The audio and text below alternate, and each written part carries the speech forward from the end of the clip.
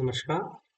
My name is Vinay Kumar, and I again would like to welcome you all in my today's session, which is about, I would say, meaning of law, and we will also look at some etymological meaning of law. इसका शाब्दिक अर्थ क्या है?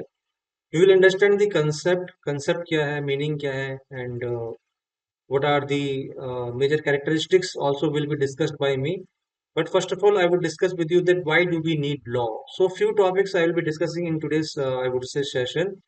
uh, if the session becomes lengthy, you know I'll discuss rest of the things or major contents in my next lecture. So बहुत important है, political theory की हम बात करते हैं. You are aware of this fact that we are you know discussing unit 4. And unit 4 की अगर मैं बात करूँ, so many important topics have been discussed by me in my previous lectures. In today's section especially, I have got something important, as I said, law, कानून. इसके बारे में बात करेंगे. थोड़ा समझना है ऐसे पॉलिटिकल पॉइंट ऑफ व्यू से या पॉलिटिकल थ्योरी की बात करते हैं इसके पर्सपेक्टिव से कि क्या है लॉ, कानून. वैसे तो हम एक आमचाल बोलचाल की भाषा में ये शब्द बहुत प्रचलित है, या वो मैं बोलूँ in other word that law term which is very much prevalent in our society. और कोई भी ऐसा व्यक्ति नहीं होगा, मैं समझता हूँ, जिसको लॉ या कानून के बारे में पता नहीं होगा या उस टर्म से अवेयर नहीं होंगे. Well, session going to be, I would say that very much informative, interesting, and valuable session. And please pay attention to my words. Again, I would say I would request you to please try to understand the concept. And if you think that there is something important, you can also make the note of that.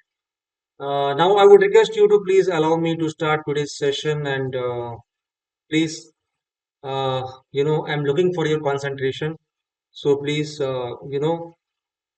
be part of your, yeah, I would say that involve yourself in today's lecture. So the topic is law. सबसे पहले हम यही समझेंगे law है क्या, कानून क्या है, लॉ क्या है, what comes in your mind. So before I proceed, या मैं बोलता हूँ कि these are the definitions or technical terms I wouldn't like to discuss over here. First of all, I would say, I would request you to please share the things with me. या मैं कह सकता हूँ कि जो आपके दिमाग में आता है कि लॉ है क्या. कुछ ना कुछ तो आता होगा दिमाग में. लॉ, कानून, देखिए कुछ भी नहीं है, सीधी सी बात है, एक व्यवस्था है, एक नियमों का संग्रह है. It a set of rules. अगर हम लॉ की बात करते हैं, कानून की बात करते हैं, तो आप कह सकते हो कि नियमों का संग्रह है. It is the collection of rules, regulations, parameters, you know which are decided by our constitutions, which are decided by our judiciary, which are decided by our you know अगर हम समाज में बात करें, विभिन्न इंस्टीट्यूशन की बात करें, तो जो जिनके हाथ में एडमिनिस्ट्रेशन है, वो भी कुछ रूल्स एंड रेगुलेशन सेट करते हैं. तो that is an also example of law, क्योंकि वो भी कुछ हमें नियमों का पालन करने के लिए कहते हैं. वास्तव में अगर देखा जाए, जैसे कि मैंने बोला, ये क्या है, नियमों और कानूनों का संग्रह है. रूल्स रेगुलेशंस हैं. ये हमें हमारे लिए गाइडलाइंस प्रोवाइड करता है कि वी शुड, या we are not suppose to cross that limitation. ठीक है, हमें अपनी प्रेमिसेस में रहना है. हमें कुछ ऐसे काम नहीं करने जो सोशली एक्सेप्टेबल ना हो, जो समाज के सेट पैरामीटर्स के अनुसार ना हो. तो यही सब है लॉ, जो मैंने एक सुपरफिशियल काइंड ऑफ थिंग, या मैं कह लूं कि एक सरल भाषा में और बहुत ही सिंपल वर्ड्स में मैंने आपको एक्सप्लेन किया कि लॉ का मतलब है क्या, what is it all about. So let's go through this line. Law consist of rules and regulations that are backed by legal authority and apply to everyone. कितनी बड़ी बात बोली इन्होंने. जैसे कि मैंने आपको बताया भी, जब मैंने सेशन स्टार्ट किया था, कि लॉ जो है consist of rules and regulations. वही बात आ गई ना, कि लॉ जो है कुछ रूल्स और रेगुलेशंस को सेट करता है, जो कि दैट आर बैक्ड बाय, इनको सपोर्ट मिलता है किसको, हमारी लीगल अथॉरिटीज का. अब हमारे नेशन से बहुत सारी लीगल अथॉरिटीज हैं. यू नो सबसे बड़ी लीगल अथॉरिटी मैं कहूंगा कौन सी है, जरा सोचिए. अगर मैं बात करूं सबसे बड़ी लीगल अथॉरिटी, अगर मैं बोलूं कि जुडिशरी है हमारी, न्यायपालिका से हमारे पर कोई भी नहीं है, हैं, समझ गए आप. These guidelines are issued by the state or a sovereign authority and serve to regulate behavior and ensure conformity. ठीक है, जो भी गाइडलाइंस है, जो पैरामीटर हैं, जो हमारे स्टेट के द्वारा, हाँ, ये हमारे जो स्टेट की सोवरेनिटी है, हमारे स्टेट की जो संप्रभुता है, ठीक है, उसके द्वारा ये कह लीजिएगा हमें प्रदान किए जाते हैं या सर्व किए जाते हैं. और वो इसकी रेगुलेशन को भी चेक करता है, उसकी कह लीजिएगा कि फंक्शनिंग को भी चेक करते हैं। जो बॉडीज होते हैं, लीगल बॉडीज की मैंने बात करी कि जो कानून है या जो नियम है उनका वास्तविक पालन हो रहा है नहीं हो रहा है। हो रहा है तो किस हद तक हो रहा है, और नहीं हो रहा है तो क्यों नहीं हो रहा है, उसके भी कारणों को जानने का प्रयास करते हैं जो हमारे वेरियस रेगुलेटिंग रेगुलेशंस या जो हमारी जो लीगल अथॉरिटी है। ठीक है। And now move to the next line, when laws are broken punishments are imposed. ये तो सिंपल सी बात है। ठीक है। If I go through all the contents तो एक मीनिंग निकलता है, वो ठीक है। आप समझ रहे हो, मैं जो उसको सिंपल सा वर्ड में एक्सप्लेन कर रहा हूँ। तो चीजों को सुनिए, आप समझिए। और ये जो बात मैंने बोली कि लॉज आर ब्रोकन, जो कानून है इनका उल्लंघन होता है। ठीक है। जब आप इनको तोड़ते हैं या ब्रेक करते हैं, कानून का पालन नहीं करते हैं, तो किसका प्रोविजन होता है? पनिशमेंट का प्रोविजन होता है, दंड का प्रावधान है। यानी कि अगर मैं इसको थोड़ी टेक्निकल भाषा में बोलूं कि अगर आप हमारे कानून का या जो संविधान ने हमें पैरामीटर हमारे लिए जो तैयार किए हैं, जो प्रोविजंस हैं, जो कानून का ये अब संविधान क्या है, वो भी नियम और कानून का संग्रह है। ठीक है। जो भी हमारे लिए एक तरह से इंस्ट्रक्शंस हैं, जो गाइडलाइंस, अगर उनका पालन नहीं करते हैं, या कोई भी कानून, फॉर एग्जांपल आप रेड लाइट जंप करते हो तो आपको चालान होता है नहीं होता है। ठीक है। और बहुत सारे ऐसे क्राइम है जो सोसाइटी में होते हैं। ठीक है। तो क्या होता है, उसके लिए दंड का प्रावधान है। वही बात इन्होंने बोली कि when laws are broken punishments are imposed. आगे बोलते हैं, in a civil society law is essential for maintaining order and smooth functioning. अगर हम किसी भी सिविल सोसाइटी की बात करें, if I talk about any civilised kind of thing या सिविलाइज्ड पीपल या सिविल सोसाइटी की बात करें, तो जो कानून है, जो लॉ है, वो एक प्रॉपर ऑर्डर को मेंटेन करने के लिए या उस सामाजिक व्यवस्था में स्मूथ फंक्शनिंग के लिए बहुत इंपॉर्टेंट, बहुत important, I mean to say that it place a really pivotal role in society. ठीक है। तो जो कानून है वो बहुत ज्यादा आवश्यक है कि जो समाज में जो चीजें हो रही हैं, है ना, जो व्यवस्था बनी हुई है, उसको बनाए रखे। इसलिए लॉ बहुत ज्यादा इंपॉर्टेंट भी है, आगे इसकी इंपॉर्टेंस भी देखेंगे हम। बाकी अभी तक मैंने इतनी बात करी कि in a civil society law is broken, sorry, in a civil society, हाँ, ये तो हो गया हमारा, law is broken punishments are imposed, या ये I have explained. Now in a civil society law is essential for maintaining order and smooth functioning. I will just explain these line for you कि हमें उस समाज के अंदर एक proper order, order का मतलब क्या है कि चीजें व्यवस्थित या सुचारू रूप से चल रही हैं। ठीक है। व्यवस्था बनी हुई, एक प्रणाली, एक सिस्टम है। तो उसको बनाने के लिए कानून उस सिविल या सभ्य समाज में बहुत ज्यादा आवश्यक है। Okay. Without law, society would descend into chaos as described by Thomas Hobbes, who envisioned a state of constant conflict in the absence of a governing authority.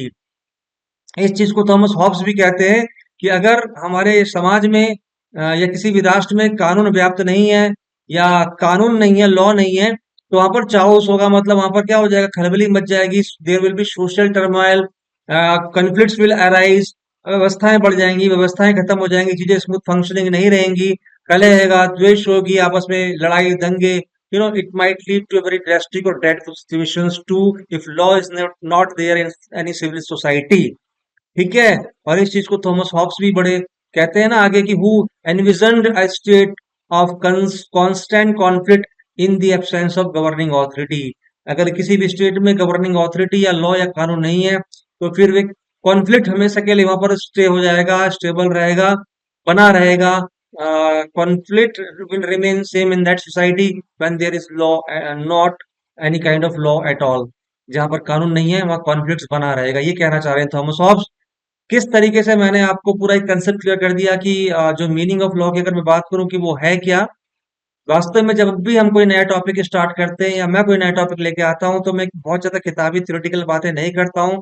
मैं हमेशा प्रैक्टिकल चीजें में विश्वास करता हूँ, थ्योरेटिकल पे थोड़ा कम विश्वास करता हूँ, क्योंकि थ्योरेटिकल विषय है बट सोशल साइंस विषय है। तो ये चीजें हमारे ही समाज में इर्द गिर्द, हम हमारे इर्द गिर्द घूमती है। अब मैंने आपसे ये तो नहीं पूछा ना कि भाई लॉ का कोई पर्टिकुलर भाषा, सॉरी, डेफिनेशन दे दीजिए क्या है, इसको कुछ टिपिकल सी लाइन पढ़ के सुना दीजिए, किताब में कोई लाइन पढ़ लीजिए, नहीं। I have tried to make the entire concept clear for you people, और उसमें कितने अच्छे तरीके से मैंने बता दी कि कानून है क्या और क्यों आवश्यक है। कुछ थॉमस हॉब्स की मैंने डेफिनेशन भी देखी। एक तो बात रही बात ये, थोड़ा सा मैं आगे चलूँ, इस टॉपिक को थोड़ा आगे लेकर चलूँ, तो कभी कभी मैं फिर कहता हूँ कि हमेशा से क्वेश्चन बनता है जब भी हम किसी टॉपिक को पढ़ते हैं कि उसका एटोमोलॉजिकल मीनिंग क्या है या उसका एक शाब्दिक अर्थ क्या है। जैसे कई बार मैंने बताया कि ये है, या इसको लैटिन भाषा से में ये बोला गया है, तो उसका मतलब ये है। जैसे पर्सनैलिटी को ले लीजिए, पर्सनैलिटी की उत्पत्ति लैटिन भाषा के साथ पर्सोना से भी, जिसका अर्थ होता है मुखौटा।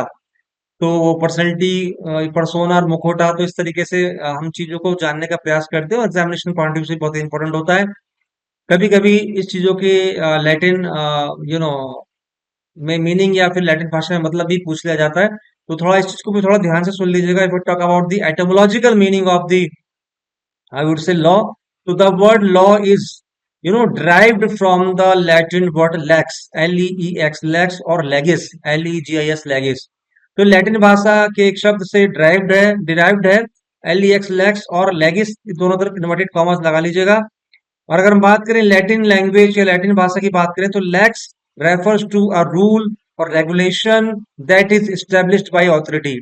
तो बात घुमा फिरा के वहीं आ गई। लैटिन भाषा में अगर लेक्स को देखें तो किस चीज को रेफर्स कर रहा है? किसी रूल्स रेगुलेशंस की बात कर रहा है, कुछ पैरामीटर्स की बात कर रहा है, जो कि स्टेब्लिश करी गई किसके द्वारा? हमारे ऑथोरिटी के द्वारा। ऑथोरिटी में कोई भी ऑथोरिटी हो सकती है। So many institutions are there in society, and rules and regulations, parameters, instructions are you know passed on, कह लीजिएगा, और established by these कह लीजिएगा बॉडीज और authorities. Now further it says कि जैसे हम बात करें कि which is similar to the modern concept of law. ठीक है, over time the word lex evolve into the English word law. तो हुआ क्या? सिंपल सी बात है, वर्ड है, लॉ है, कानून है, लैटिन भाषा से डिराइव्ड है, लेक्स या लेगिस, और जिसका मतलब होता है या which refers to a rule और रेगुलेशंस, या we are suppose to follow some rules regulations, तो जो कि अथॉरिटी से डेवलप किए जाते हैं। और इसका मतलब है सीधा सा, अगर हम आधुनिक परिप्रेक्ष्य में देखें, मॉडर्न आस्पेक्ट के लीजिएगा, हम इस चीज को देखें, तो जो लेक्स का मतलब है रूल्स रेगुलेशंस या रेफर्स टू रूल्स और रेगुलेशन, जो मैंने बात करी, तो वर्तमान परिप्रेक्ष्य में लॉ के लिए या मैं कहूँ कि लॉ के समान है। ठीक है, तो लॉ में भी हमें कुछ रूल्स एंड रेगुलेशन का पालन करना करना पड़ता है, और जो ये एटोमोलॉजिकल मीनिंग है, रेफर्स टू करता है, या ये भी प्रदर्शित करता है हमारे रूल्स और रेगुलेशंस को। ठीक है, over time the word lex evolve into the English word lex, और सॉरी, इंग्लिश वर्ड लॉ। तो जैसे जैसे समय आगे बढ़ता रहता है, चीजें आगे बढ़ती रहती हैं, चीजें एनहांस होती रहती हैं, उसमें थोड़ा सा चेंजेस होता रहता है, इनोवेशंस होता रहता है, या over a period of time चीजों में थोड़ा सा बदलाव आ जाता है। तो धीरे धीरे क्या हुआ, जो लेक्स है, या लेक्स वर्ड जिसको हमने कहा कहा था अभी कि लैटिन भाषा के शब्द लेक्स से डिराइव्ड है, तो वो फिर इंग्लिश वर्ड लॉ में इवॉल्व हो गया, कन्वर्ट हो गया। ठीक है, इंग्लिश वर्ड लॉ में कन्वर्ट हो गया, इवॉल्व हो गया, और सीधी सी बात है, which is use to describe the सब रूल्स रेगुलेशन और सिस्टम ऑफ एनी स्टेट। तो इस तरीके से मैंने आपको इसका एटोमोलॉजिकल मीनिंग बताया। अभी मैंने आपको केवल बेसिक कंसेप्ट बताया है इसका। मतलब I have discussed the meaning of law, then I discuss the etymological meaning of law. I have just started the topic, ये दो चीज मैंने अभी तक, so far we have discussed these two terms. Now I will move further to the next, I would say our heading, wait a minute, you can see that, you can have a look on the screen. This is बहुत important है, why do we need law?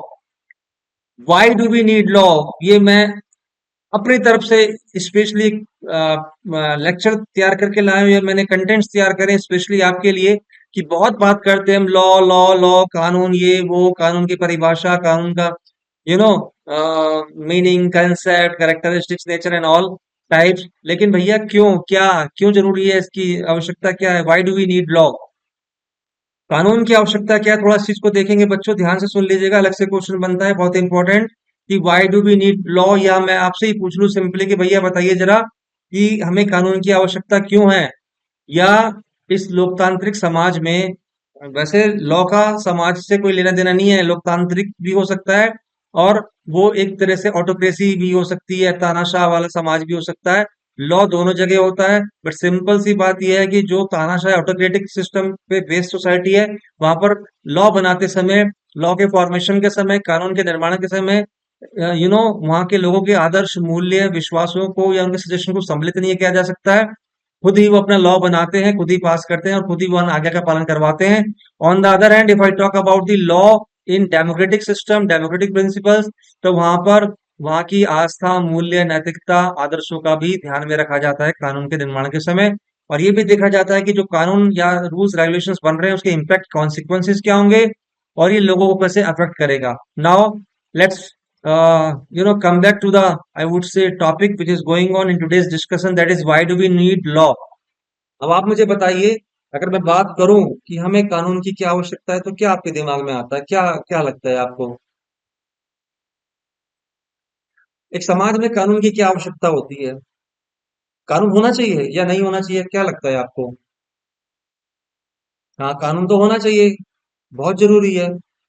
Law in any society, law in any, I would से, nation is very very very essential. बिना कानून के व्यवस्था system की बात ही नहीं कर सकते। वो क्यों पता है आपको? Because law provides an opportunity, ठीक है, ठीक है, to proceed to ahead towards the right direction. ठीक है, हमें एक तो बांधे रखता है उस कानूनी दायरे में, और कैसे हमें आगे बढ़ना है, अपने गोल को अचीव करना है, what we are suppose to do in society, what we are not suppose to do in society, उस चीज को भी हमें ज्ञान कराता है। और एक सुचारू रूप से, व्यवस्थित रूप से शासन प्रणाली को चलाने में, व्यवस्थित करने में कानून का बहुत ज्यादा कह लीजिएगा रोल है, प्ले वाइटल रोल। ठीक है, तो बहुत सारी चीजें आप इसमें लिख सकते हैं, लेकिन थोड़ा सा मैंने फिर वही चीज कहूंगा कि अगर आप अपने आंसर को रिप्रेजेंट करते हैं विद प्रॉपर हेडिंग, तो you always score good marks. तो same way I have got some important headings, some valuable headings for you people, and I request you to please go through these headings one by one, and I will keep on explaining each heading. Just pay attention to the words, what does it say. The first one is maintaining order. ठीक है, कुछ समझ में आ रहा है आपको? Maintaining order यानी कि in order to maintain the, कह लीजिएगा कि एक, क्या बोलूं उसको, व्यवस्था बनाने में, या टू मेंटेन द ऑर्डर की हम बात करें कि प्रॉपर रेगुलेशंस या प्रॉपर इंस्ट्रक्शंस का पालन करवाने में लॉ बहुत ज्यादा इंपॉर्टेंट रोल प्ले करता है। अब आगे इसको देखते हैं। Laws provide a framework for regulating behaviour which help prevent chaos and anarchy. They set standard for acceptable conduct and outline consequences for violation, ensuring a stable and orderly society. तो किसी भी समाज में, किसी भी सोसाइटी में, आपको पता है अगर वहां पर एक प्रॉपर व्यवस्था नहीं होगी, चाओस होगा, वहां पर कलह होगा, या कह सकता हूँ सोशल कॉन्फ्लिक्ट, सोशल टर्माइल्स होंगे, और चीजें अंतर्द्वंद या कॉन्फ्लिक्ट्स अराइज होंगे, व्यवस्था बिगड़ जाएगी, ऑर्डर नहीं रहेगा प्रॉपर, लोग सब अपने मन मन की करेंगे, कहते हैं जिसकी लाठी उसकी भैंस। तो कोई किसी के साथ कुछ भी अहित करेगा, अपने मन की करेगा, तो उनपे कुछ शासन या कुछ अंकुश लगाने वाला कोई व्यक्ति रह ही नहीं जाएगा। कानून है जो व्यवस्था बनाता है, बेसिकली कहना मैं चाह रहा हूँ कि एक proper law is there in society, तो एक व्यवस्था बनती है, चीजें सुचारू रूप से चलती है, कॉन्फ्लिक्ट्स अराइज नहीं होते, अगर होते हैं तो उनका फिर सॉल्यूशन होता है, उनको रिजोल्यूशन होता है। और they set standard for acceptable conduct and outline consequences for violation, ensuring stable and orderly society.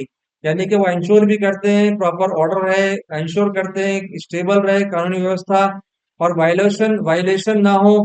और उस चीज को भी दिमाग में रखते हैं कि इफ सिचुएशन गेट्स डेचोरेटेड, तो उस स्थिति में हमारे क्या कॉन्सिक्वेंस का हमें सामना करना पड़ेगा। तो एक आउटलाइन, एक फ्रेमवर्क भी तैयार किया जाता है, वो सब काम including this particular heading he consider होगा, जो मैंने आपके साथ अभी एक्सप्लेन किया।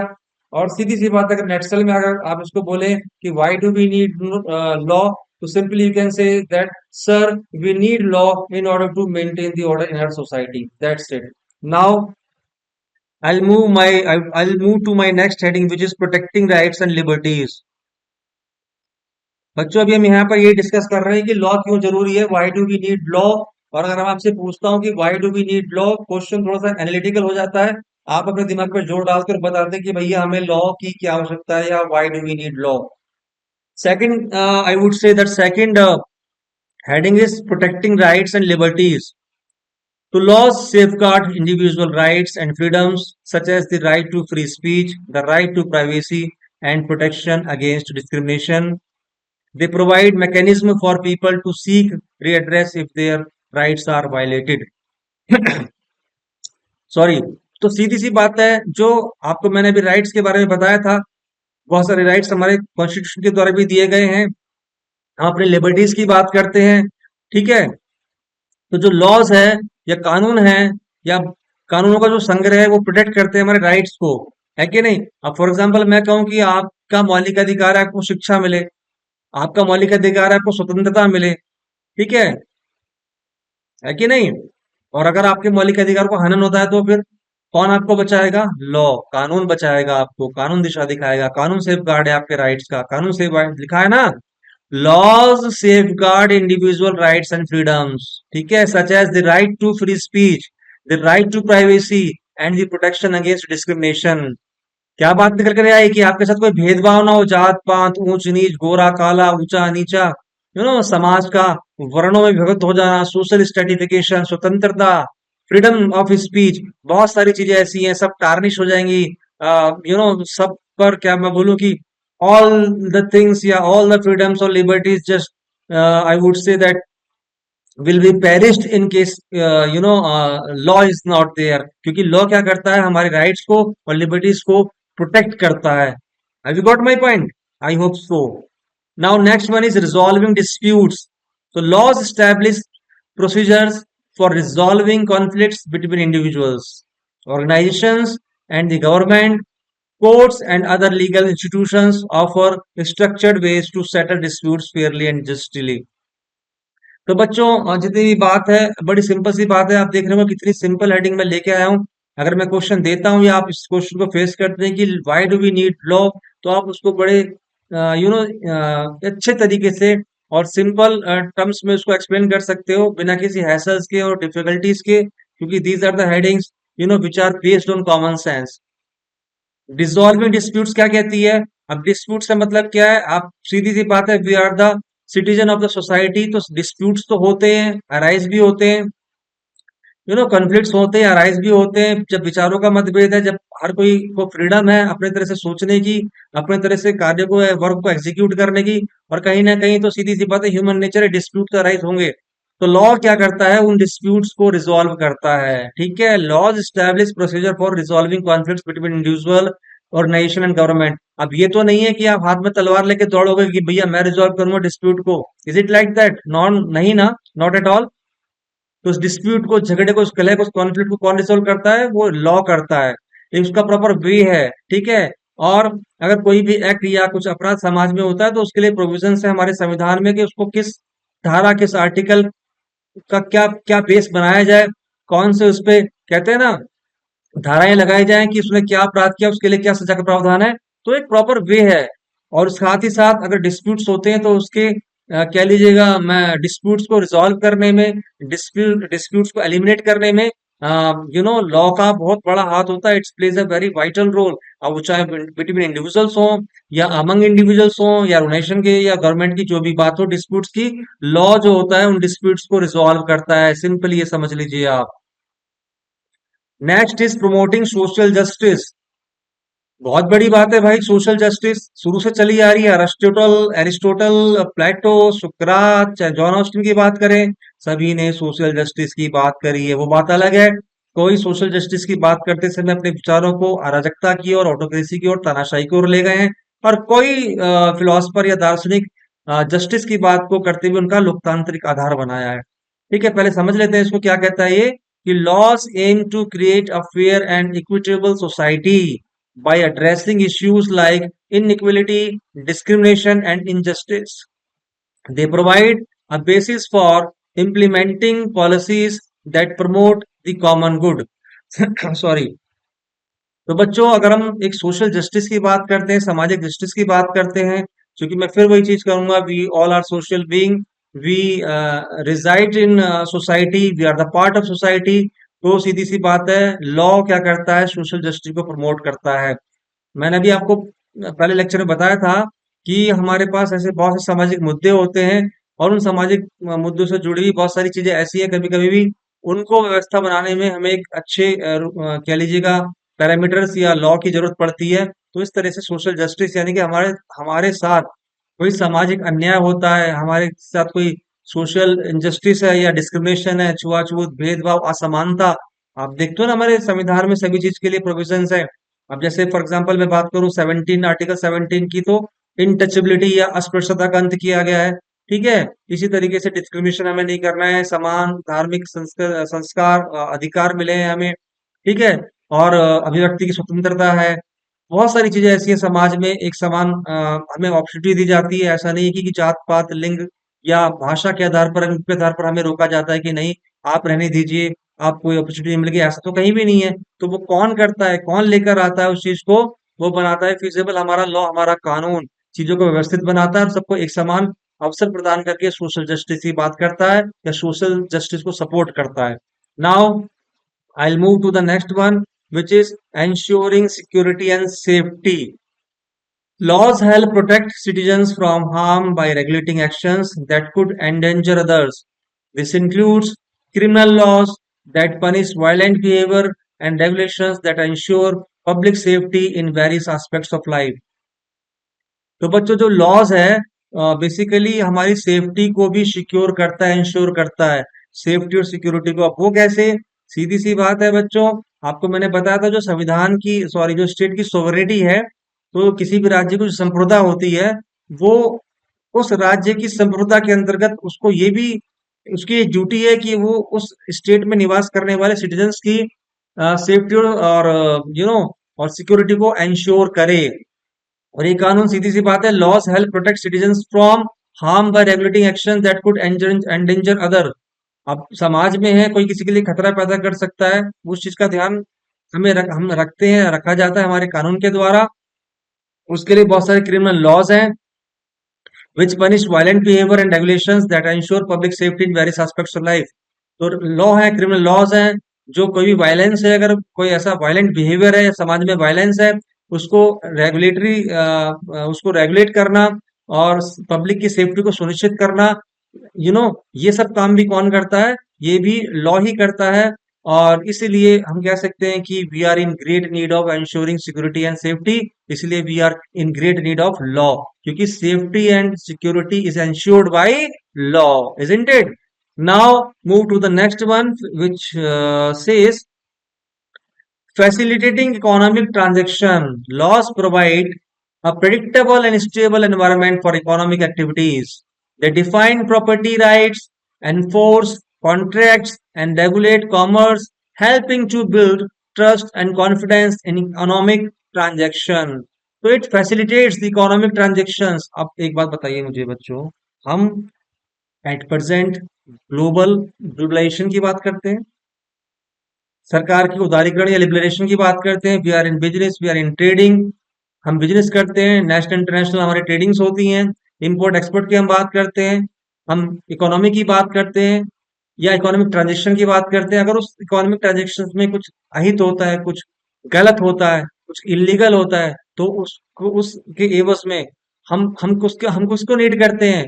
that in that situation we remain we remain in need of laws, proper laws which provide predictable and stable environment for economic activities। okay, तो जो भी कुछ इकोनॉमिक एक्टिविटीज हैं, इकोनॉमिक ग्रोथ है, इकोनॉमिक एम्पावरमेंट है, उसको भी सेव करने में, उसकी सेफ्टी और सिक्योरिटी को इंश्योर करने में या उसको बूस्ट करने में आप कह सकते हो कि law plays a vital role. That's why I can say that we are in great need of law as far as the safety or ensuring the economic, I would say, growth. Now this is the last heading of today's discussion, which talks about the expressing collective values. So expressing collective values, laws reflect the values and norms of a society, promoting behaviors that are considered beneficial and discouraging those that are harmful. They evolve with societal changes, adapting to new challenges and perspectives. Are you getting my point? तो expressing collective values का मतलब क्या हो गया कि laws reflect the values and norms of society। जो भी हम सोसाइटी में रह रहे हैं, हर किसी समाज के अपने नॉर्म्स, अपने आदर्श, अपने मूल्य होते हैं। आप कहते हैं ना किसी समाज के जो नैतिक मूल्य, भाई उनके नैतिक मूल्य से अलग है जो किसी और सोसाइटी में रह रहे हैं। हर समाज के अपने आदर्श है, नैतिकता है, विश्वास है, बिलीफ्स है, अपनी एक विचारधारा है, अपना एक फिलोसफिकल पर्सपेक्टिव है।